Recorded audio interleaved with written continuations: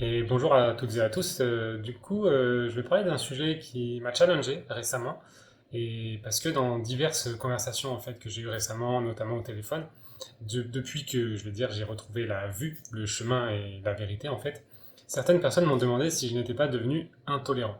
Et j'avoue qu'au début, je comprenais pas vraiment pourquoi on me demandait ça, mais petit à petit en fait j'ai compris, et c'est sûrement dû à ce challenge que j'ai de la vérité finalement. C'est ce que j'appelle mon défi de la vérité. Alors peut-être qu'effectivement, dans mon discours, certains peuvent trouver que j'ai perdu en tolérance. Du fait que, par exemple, j'annonce fermement qu'il n'y a qu'un seul chemin, qu'une seule vérité, et que je ne laisse plus vraiment place aux autres, finalement aux autres philosophies d'exister. Les autres étant, par exemple, disons des dogmes, des courants de pensée, des religions, des modèles, j'en sais rien, des philosophies de vie, par exemple, comme le New Age. Et oui, en fait, je me rends compte qu'aujourd'hui, on peut penser que j'ai finalement presque perdu en tolérance, parce que je trouve que c'est du gâchis de laisser quelqu'un dans le mensonge. Alors, je vais vous dire pourquoi je dis ça comme ça. Mais en fait, c'est pas de l'intolérance. Puisque, en fait, je tolère tout le monde. Et chacun peut être dans le monde qu'il souhaite. Mais ça n'empêche que ceux qui ne sont pas en Jésus, qui sont dans une autre religion, un autre dogme ou une autre philosophie, ne sont pas dans la vérité. Et je les aime et je les tolère complètement. Mais je peux pas leur cacher la vérité. Et d'ailleurs, je vous mets ici une vidéo, donc c'est ici, je vous mets une vidéo en haut à droite qui parle d'elle-même, que j'ai fait récemment, et qui concerne en fait le message que je veux passer ici. C'est-à-dire que je l'ai appelé Je t'aime trop pour te cacher la vérité. Et donc je vous la mets là en haut à droite. Regardez-la, ça illustre bien ce que je vais dire. Donc mettez pause si vous voulez sur cette vidéo, regardez la vidéo, c'est assez court, et ensuite revenez ici par exemple. Alors vous allez me dire comment je peux être si sûr de moi aujourd'hui. Je vous l'ai déjà raconté dans plusieurs vidéos, dont celle du New Age à Jésus, où en fait vous faites l'expérience de Jésus, vous faites l'expérience du Christ, vous faites l'expérience du chemin et de la vie. Et il n'y a plus aucun doute en fait, ça fait la lumière en fait sur toute l'ombre dans lequel j'étais. Alors du coup, quand j'étais dans le New Age, et c'est là toute la philosophie du New Age, c'est que tout était ok, tout était acceptable, toute croyance était propre à chacun, et chacun était libre de la penser, et de penser ce qu'il souhaite. C'était ça le New Age en fait, c'était ça ma philosophie. Chacun avait sa vérité, une vérité différente d'un autre, mais c'était ok. Chacun avait sa vérité, son monde, et tout le monde avait raison. C'est la tolérance finalement à son maximum. Sauf que c'est un mensonge. Et personne veut vivre dans le mensonge. Certains ont des résistances à vouloir accepter ou voir la vérité, mais personne ne veut vivre dans le mensonge. Pourtant, c'est ce qui va se passer pour un grand nombre de gens. Alors certains risquent d'arrêter cette vidéo, certains vont se mettre en colère. Heureusement, certains vont comprendre ce que je dis dans cette vidéo, mais tout ça montrera que le dogme du New Age, sous prétexte de tolérance et d'inclusion, a berné tout le monde. Et je vous le rappelle encore une fois, ici-bas sur Terre, c'est Satan qui règne. Et Satan ne veut pas que vous croyiez en Dieu. Il veut que vous en éloigniez. Et le New Age a été créé dans ce but. Vous éloigner de Dieu. Vous éloigner de Dieu par de multiples manières. Le New Age, c'est hyper séduisant, ça je vous l'accorde. Mais qu'est-ce que ça promet au final? Qu'est-ce que ça vous a apporté pour de vrai? Posez-vous cette question. Est-ce que vous êtes rempli de satisfaction au quasi quotidien, on va dire? Est-ce que vous êtes sincèrement satisfait de votre vie? Est-ce que vous en voulez toujours plus? Qu'est-ce qui est vraiment important dans votre vie aujourd'hui? Quels sont vos objectifs prioritaires? Est-ce que vous êtes dans une certaine compétition ou performance? Est-ce que vous êtes contrôlé par l'orgueil? Posez-vous sincèrement la question, on s'en fout là, personne n'entendra la réponse, personne ne regarde, vous êtes juste avec vous-même. Posez-vous sincèrement ces questions. Parce que oui, c'est ça que génère au fond le New Age. Et tous les gens que j'ai au téléphone qui reviennent du New Age et qui commencent à découvrir le chemin vers Jésus, tous pensent la même chose. C'est une quête sans fin. C'est une quête sans satisfaction. C'est une quête de toujours plus qui mène au vide. Et le vide, ça se comble toujours avec toujours plus. Et aujourd'hui, c'est plus le cas pour moi. Et pour tous ceux qui sont sur le chemin en Jésus. Quand on découvre la vérité, que c'est Dieu ou Jésus et qu'il est le chemin, la vérité et la vie, alors il n'y a plus une multitude de vérités. Il n'y en a plus qu'une. Et elle est mondiale. Les religions, les courants de pensée, les différents dogmes qui existent aujourd'hui ne portent pas la pure vérité. Ils contiennent une part de mensonge plus ou moins grande qui vous éloigne de Dieu. Et cette vérité, je peux même pas dire que je la connais, c'est plus que la connaître, c'est la savoir, elle est ancrée au fond de vous. Et je la sais au fond de moi en fait, parce que j'en ai fait l'expérience. Et c'est ok pour moi si certains ne me croient pas. Mais je ne peux plus dire que le chemin de l'autre est tout aussi bon et vertueux que le chemin vers Jésus. Je peux plus dire ça. Je peux plus dire qu'il y a N vérités, N chemins et qu'ils sont tous justes et bons et dans la vérité. C'est un mensonge. Et c'est pour ça que certains disent que je suis devenu un petit peu intolérant. Mais c'est pas de l'intolérance. Quand on découvre cette vérité, on sent et on sait que c'est la vérité, que c'est la dernière et qu'on va vivre avec le reste de sa vie.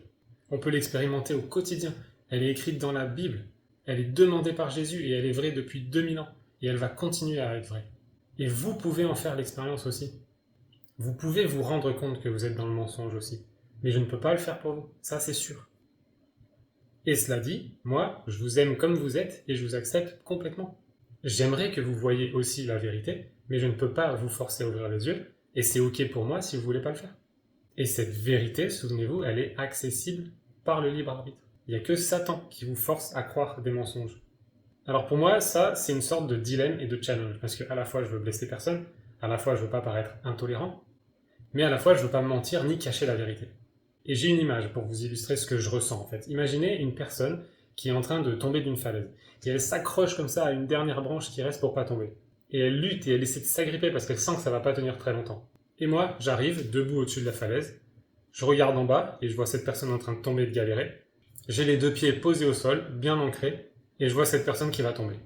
Et bien selon moi, si je dis rien ou que je fais rien, donc que je suis pas ferme dans cette vérité, la vérité, ce que certains appelleraient finalement de l'intolérance, et que j'accepte l'autre dans son mensonge, c'est comme si je ne lui tends pas la main. Alors qu'il est en train de tomber d'une falaise. Je le regarde et je fais rien. Mais en même temps, s'il souhaite me voir tolérant, c'est comme si lui-même me demandait de ne pas lui tendre la main, de ne pas intervenir, justement par respect pour ses opinions, et de le laisser là, sans l'aider, là où il est. C'est super étrange, mais c'est exactement comme ça que je le ressens. Moi, je voudrais l'aider, je voudrais lui tendre la main pour pas qu'il tombe. Mais il peut mal le prendre. Il peut considérer que je suis intolérant. Alors je lui dis ou je lui dis pas du coup? Je lui tends la main ou pas? Et c'est toujours un gros dilemme pour moi. Dans Matthieu 25-40 par exemple, il est dit: Et le roi leur répondra, je vous le dis en vérité, toutes les fois que vous avez fait ces choses à l'un de ces plus petits de mes frères, c'est à moi que vous les avez faites. Mais il est aussi dit dans Matthieu 25-45, et il leur répondra, je vous le dis en vérité, toutes les fois que vous n'avez pas fait ces choses à l'un de ces plus petits, c'est à moi que vous ne l'avez pas fait. Évidemment, on parle de Dieu quand on dit c'est à moi que vous ne les avez pas faites. Alors aujourd'hui, du coup, j'ai davantage tendance à tendre la main, quitte à ce que l'autre me prenne pour un intolérant ou de considérer que j'ai été maladroit, et libre à l'autre de ne pas la prendre. Mais moi au moins, j'aurais fait mon job. Voilà, donc parfois je fais face à certaines remarques comme ça, et ça peut parfois être vu comme de l'intolérance. Mais ça n'en est pas, sachez-le. C'est parce que j'aime trop chacun d'entre vous, aujourd'hui, pour vous cacher la vérité. Et je suis vraiment sincère dans ce que je dis. C'est vraiment comme si vous me disiez, en train de tomber de la falaise, et alors que je vous tends la main pour vous aider, que c'est intolérant que je vous tende la main. C'est exactement ça que ça me fait. Et vous êtes d'accord que ça n'a aucun sens? Et bien c'est exactement pareil dans cet exemple, et avec le chemin en Jésus.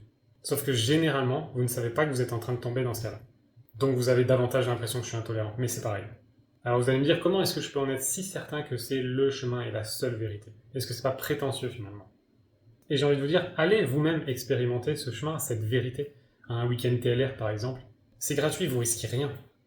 Vous risquez juste de découvrir la vérité. Commencez ce chemin vers la vérité. Je partage un document, notamment avec plein de liens hyper intéressants sur ce chemin, et pour vous montrer en fait que c'est la vérité, je vais vous le remettre en description de cette vidéo en dessous. Donc n'hésitez pas à aller le regarder ce document et à regarder et à écouter et à visionner les différents liens qu'il y a dans ce document, parce que c'est hyper intéressant et ça va vous faire évoluer sur votre chemin. Donc commencez ce chemin comme ça vers la vérité, et quand vous serez prêt pour votre repentance, votre baptême d'eau et du Saint-Esprit, alors vous verrez, allez à un événement et vous verrez. Et vous verrez comme moi.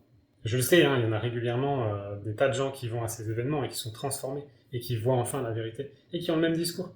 Parce que quand vous savez, en fait. Et j'ai une nouvelle image en fait pour vous à ce sujet.